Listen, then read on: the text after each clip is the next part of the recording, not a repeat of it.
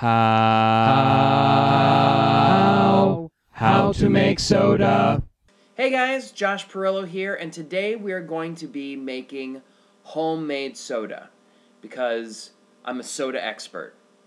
I'm not a soda expert, but I do love to cook. I love to make things in the kitchen, and most importantly, I like to do it the easiest way possible because I'm lazy.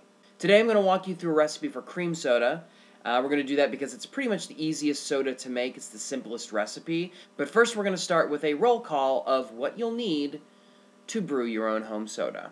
A medium-sized pot with a lid, cheesecloth, a strainer, 4 pint-size flip-top glass bottles, a measuring implement, sugar, molasses, 2 vanilla beans, rubber gloves, ale yeast, a cleaner, a funnel, Regis Philbin's autobiography, Spanish castanets, and a 6-pound Yorkshire Terrier.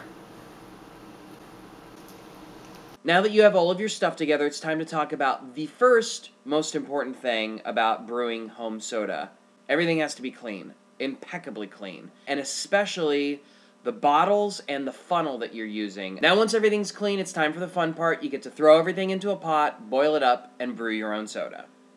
So the first thing you want to do is caramelize the sugar, and that's what we're going to do right here. As you can see, I have the sugar, half a cup, and I have it over medium-high heat, and this takes a lot of attention, so you have to sit here and stir the sugar continuously as you have it on the heat, because if you don't keep stirring it, it's going to burn.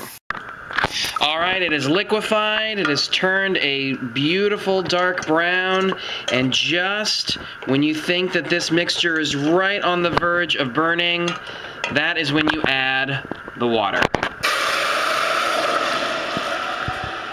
Add the second 4 cups of your water, bring it back to a boil, and then we'll be ready to add the second set of ingredients. So now the water is at a rapid boil, and this is when you want to add 1 cup of molasses, dark molasses, and that's going to give it a really awesome color, nice and dark. But the other reason that you're adding 2 kinds of sweetener is because they each give the soda their own unique taste. The caramelized sugar gives the soda kind of a caramely taste, and the molasses gives the soda more of like a darker kind of dried fruit taste. And then you're going to add 2 vanilla beans, and I've split those vanilla beans down the center. And the reason you want to do that is because all of the flavor comes from the seeds that are in the middle of the pod. So if you split them open, when it boils, the seeds are going to come out, and then of course we're going to strain it later so we can get the seeds out of it before you drink it. So now all you have to do is put a cap on it and come back for it in 40 minutes.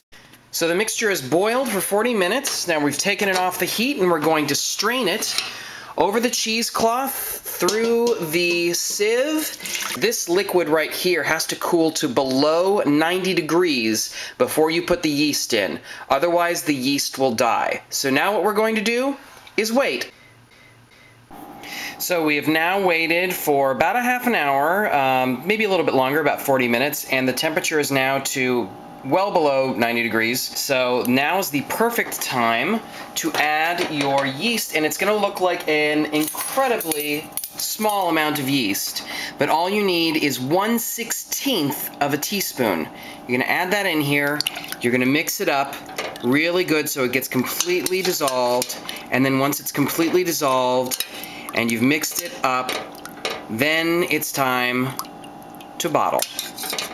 What I've done is I've filled these bottles, if you can see, up to just before where the neck starts. And the reason you want to do that is because this stuff is all going to be fermenting in here. It's going to build up pressure, and if you fill it to the top, they'll blow up. So you fill them up, cap them off, and then you're going to stick them in a cool, dry, shaded place for about 3 days. And in 3 days' time, I'll come back and I'll show you what we got. So it's been 3 days. I put them in the fridge to cool them down. And now I have my very own homemade cream soda. And it's darker than the cream soda that you would get at the supermarket, but it also is much, much tastier. Oh my gosh, so good. Now, if you open your bottles and you see that there isn't a whole lot of fizz, you can put them out in room temperature, let them ferment for another day or two, and then put them back in the fridge. So, once again, this was How to Make Soda. I'm Josh Perilo, and I'll see you next time when I'm making something else other than a huge mess in my kitchen. Cheers. How to make soda.